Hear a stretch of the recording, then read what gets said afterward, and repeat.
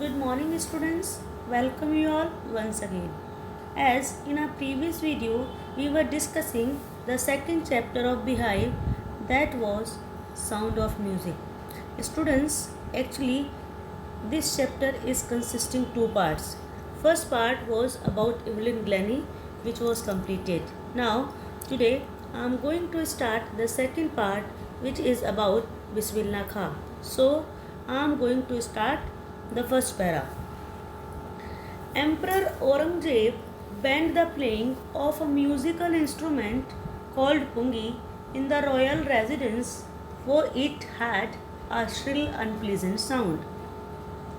Ban means something that is prohibited, and shrill is very sharp or noisy. Unpleasant is something that you dislike.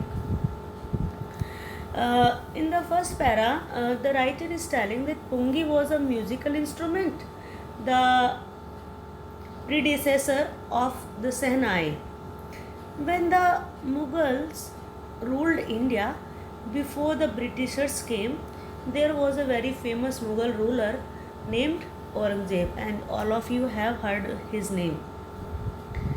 He did not allow the pungi to be played in his royal residence because he felt that it had a shrill or sharp, unpleasant sound. Pungi became the generic name for reeded noisemakers. Generic name is used, a name given to a class or a group as a whole.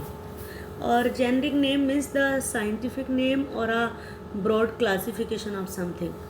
Reeded is wind instrument which have reed like the flute, the clarinet, etc. So any musical instrument which is made with reed, like we have flutes, clarinets, they all are classified as pungi. So pungi is a broad term for any type of instrument which uses wind to produce sound. Few had thought that it would one day be revived. Revived is brought back to life. As Aurangzeb has banned all these reeded noisemakers, he had banned pungi in his royal residence, royal court. No one thought that one day such noisemakers or such musical instruments which made unpleasant sound would be played and their sound would be liked by the audience. A barber of a family of professional musicians who had access to the royal palace decided to improve the tonal quality of the pungi. Student, tonal quality is sound. As the pungi had an unpleasant sound, there was a barber who belonged to a family of professional musicians, and he wanted to play the pungi, but he knew that the sound produced by pungi was unpleasant, and so he decided to improve the sound. He chose a pipe with a natural hollow stem that was longer and broader than the pungi, and made 7 holes on the body of the pipe. Students, a hollow is empty from inside. As this barber decided to improve the sound of the pungi, so he took a pipe which was a hollow stem, just like bamboo. It was longer and broader than the pungi. He made 7 holes on the body of the pipe. Students, as if you have seen a flute, it is something like this, and it is a pipe which is hollow from inside and has holes on it. The next line is, when he played on it, closing and opening some of these holes, soft and melodious sounds were produced. Then he blew air into the pipe and closed and opened different holes. He found that soft and melodious sounds were produced when he did like this. The next line is he played the instrument before royalty and everyone was impressed. When the barber played the instrument he had made in the royal court, everyone liked the sound produced by it. The instrument so different from the pungi had to be given a new name.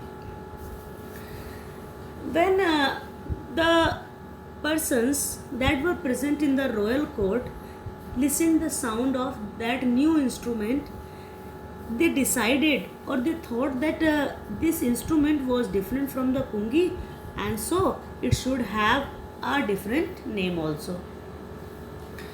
As the story goes, since it was first played in the Saha's chambers and was played by a nai is barber, the instrument was named as the Sehnai.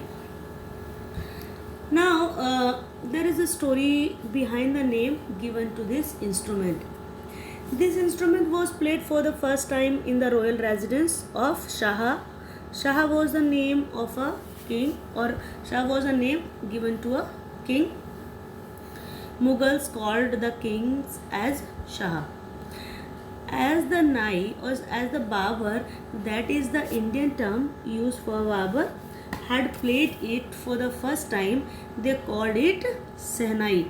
So the first part is Sheh, which stands for Shah, and the second part Nai, that is barber. So including both the name Shah plus Nai is Shehnai. So this instrument was named as Shehnai. The next line is the sound of the Sehnai began to be considered auspicious. Auspicious is that is promising to bring good fortune or luck. The sound which was produced by Shehnai was considered to be a good omen or good sign, and so it was played on good occasion, just like marriage or someone's birth. That is considered a auspicious occasions. Next line is and for this reason it is still played in temples and is an indispensable component of any North Indian wedding. Indispensable is without which a piece of work cannot be done, or something which is very necessary.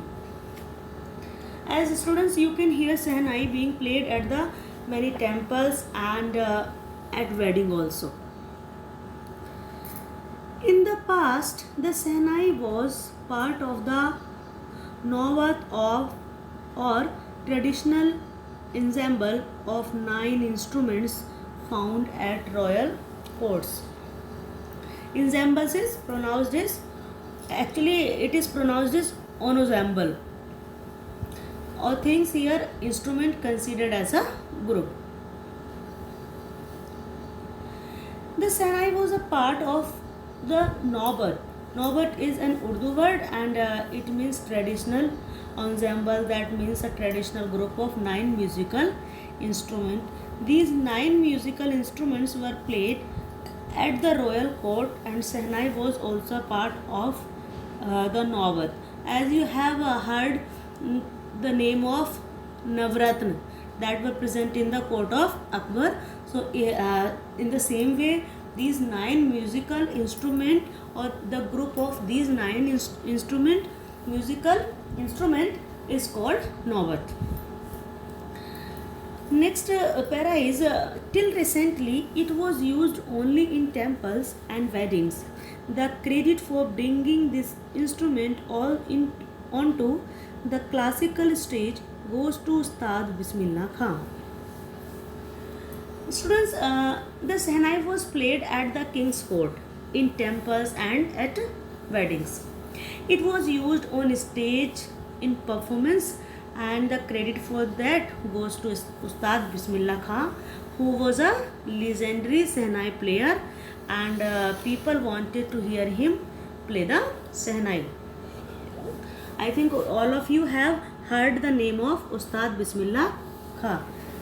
The next para is As a 5-year-old, Bismillah Khan played gilli danda near a pond in the ancient state of Dumrao in Bihar. Uh, in the particular para, the writer is giving description of the childhood of Bismillah Khan. When Bismillah Khan was 5 years old, he lived in an old state named Dumrao in present-day Bihar state.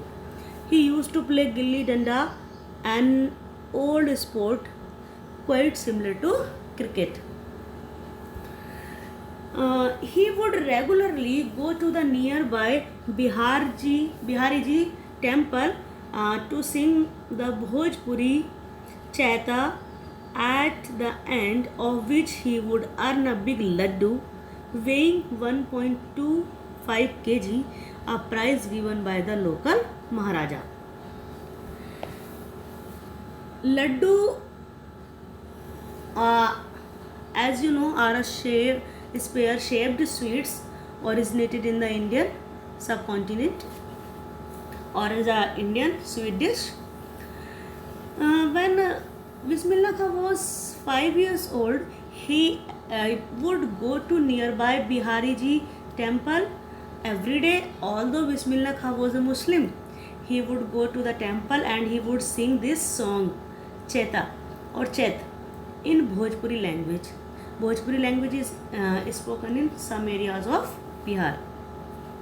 When he would finish reciting the song, he would get a big laddu as a reward, and the weight of that laddu was 1.25 kg.